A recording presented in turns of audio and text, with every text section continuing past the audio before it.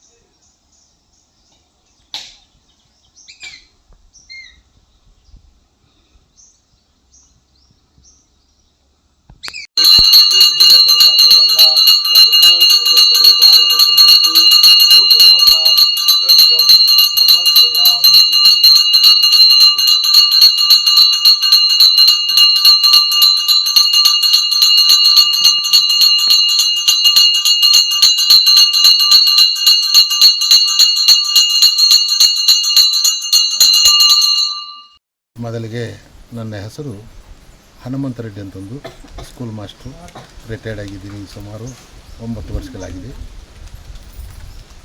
ನಾನು ಮರೆಮಾಕಲಲ್ಲಿ ಸಂತೂರು ಅಲ್ಲಿ ಸ್ಕೂಲ್ನಲ್ಲಿ ಮಾಸ್ಟರ್ ಆಗಿರುವಾಗ ಅಲ್ಲಿ ಭುವನೇಶ್ವರಿ ಮಹಾಲಕ್ಷ್ಮಿ ಮಹಾಗಣಪತಿ ದೇವಾಲಯವನ್ನು ಕಟ್ಟಿಸಿ ಅಲ್ಲಿ 101 ಉಚಿತ ವಿವಾಹಗಳನ್ನು ಮಾಡಿಕೊಟ್ಟಿದ್ದೀನಿ 2000 ಇಸ್ವಿಯಲ್ಲಿ. ನಂತರ ಅಲ್ಲಿ ಮಲಿಕೊಂಡಿರುವಾಗ ಜ್ಯೋತಿ ಮುಖಾಂತರವಾಗಿ ನನಗೆ ಈ ಅರಣ್ಯದಲ್ಲಿ ಗೋಚರವಾಯಿತು. ನಂತರ ಅದೇ ಸಮಯದಲ್ಲಿ ಮಧ್ಯರಾತ್ರಿ ಆಗಿರುತ್ತೆ. ಇಲ್ಲಿಗೆ ಬಂದಾಗ ಒಂದು ಶಿಲೆಯ ರೂಪದಲ್ಲಿ ಕಾಣಿಸ್ತು. ಆ ಶಿಲೆಯ ರೂಪದಲ್ಲಿ ಕಾಣಿಸಿದಾಗ ಆ ಶಿಲೆಯನ್ನು ತೋಡಿ, ಭೂಮಿಯಿಂದ ತೋಡಿ ಆ ಶಿಲೆಗೆ ಶ್ರೀ ಶಕ್ತಿ ಮಹಾತ್ಮೆ ಅಂತಕ್ಕಂತಹ ನಾಮಕರಣ ಮಾಡಿ 2001ನೇ ಸಾಲಿನಲ್ಲಿ ಫೆಬ್ರವರಿ 23ನೇ ತಾರೀಕು ದಿವಸ ಆಯ್ಮನನ್ನು ಇಲ್ಲಿ ಪ್ರತಿಷ್ಠಾಪನೆ ಮಾಡಿದ್ವಿ. ಅಂದಿನಿಂದ ಈಚೆಗೆ ಪ್ರತಿ ವರ್ಷ ಜನವರಿ 1ನೇ ತಾರೀಕಿನ ದಿವಸ ಅಮೋಘವಾಗಿ ಈ ಸನ್ನಿಧಾನಕ್ಕೆ ಸುಮಾರು ಚಿಕ್ಕಬಳ್ಳಾಪುರ ಮತ್ತು ಕೋಲಾರ ಜಿಲ್ಲೆಯಲ್ಲಿರ್ತಕ್ಕಂತಹ ಭಕ್ತಾದಿಗಳೆಲ್ಲರೂ ಕೂಡ ಇಲ್ಲಿಗೆ ಆದಿವಾರ, ಮಂಗಳವಾರ ದಿನದಂದು ಬರ್ತಾ ಇದ್ದಾರೆ. ನಂತರ ಇಲ್ಲಿ ವಿಶೇಷವಾಗಿ ಪ್ರತಿ ವಾರ ಆದಿವಾರ, ಮಂಗಳವಾರ ಇರುತ್ತದೆ. ನಂತರ ಅದಕ್ಕೆ ಮೊದಲು ಇಲ್ಲಿ ದಾರಿ ಇಲ್ಲ,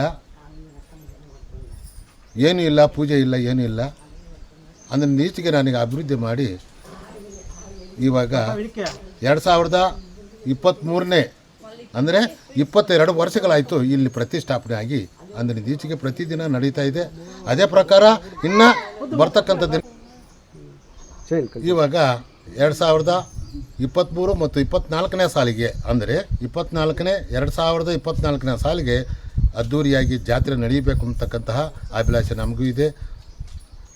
ನಂತರ ಇಲ್ಲಿಗೆ ಬರ್ತಕ್ಕಂತಹ ಜನಸ್ತೋಮವು ಕೂಡ ಹೆಚ್ಚು ಬರಬೇಕು ಅಂತಂದು, ಹಾಗೂ ಅವರಲ್ಲಿರ್ತಕ್ಕಂತಹ ಕಷ್ಟ ಕಾರ್ಪಣ್ಯಗಳು ನಿವಾರಣೆ ಆಗಬೇಕು ಅಂತಕ್ಕಂಥದ್ದು ಪ್ರಾರ್ಥನೆಯನ್ನು ಆಮೇನಲ್ಲಿ ಯಾವಾಗಲೂ ಕೂಡ ಪ್ರಾರ್ಥನೆ ಮಾಡ್ಕೊತೀನಿ.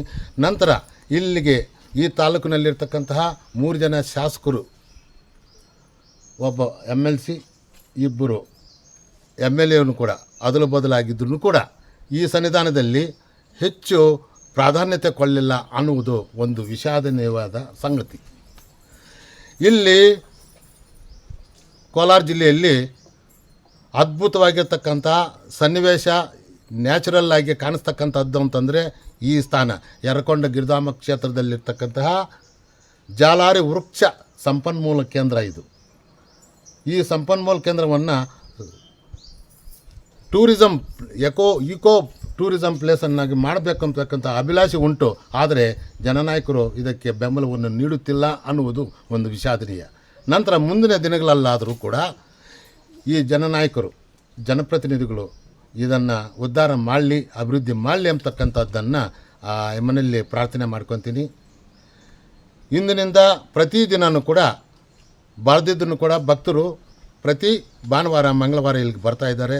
ಇನ್ನೂ ಅವರಿಗೆ ಇರತಕ್ಕಂತಹ ತಂಗುದಾಣ ಆಗಲಿ, ರಸ್ತೆ ಆಗಲಿ, ಮನೆ ಕುಡಿಯುವ ನೀರಿನ ಸೌಲಭ್ಯ ಆಗಲಿ ಮಾಡಿಕೊಡ್ಬೇಕು ಅಂತಂದರು ಅವರಲ್ಲಿ ಮನವಿ ಮಾಡ್ಕೊತೀನಿ.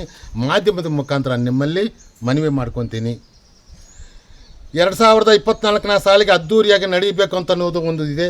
ಜನನಾಯಕರು ಇವತ್ತಾದರೂ ಇಲ್ಲಿಗೆ ಈ ಒಂದು ಸನ್ನಿಧಾನಕ್ಕೆ ಬಂದು ಆಯಮ್ಮನ ದಿವ್ಯ ದರ್ಶನ ಪಡೆದು ಆವಾಗ ಅದು ಜ್ಞಾನೋದಯ ಆಗಲಿ ಅನ್ನುವ ಒಂದು ಮನಸ್ಥಿತಿ ನನ್ನಲ್ಲಿದೆ.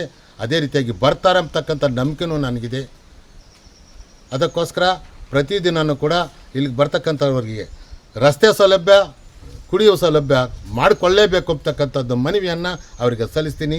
ನಿಮ್ಮ ಮುಖಾಂತರ, ಮಾಧ್ಯಮದ ಮುಖಾಂತರ ಅವರಿಗೆ ಮನವಿ ಮಾಡ್ತೀನಿ.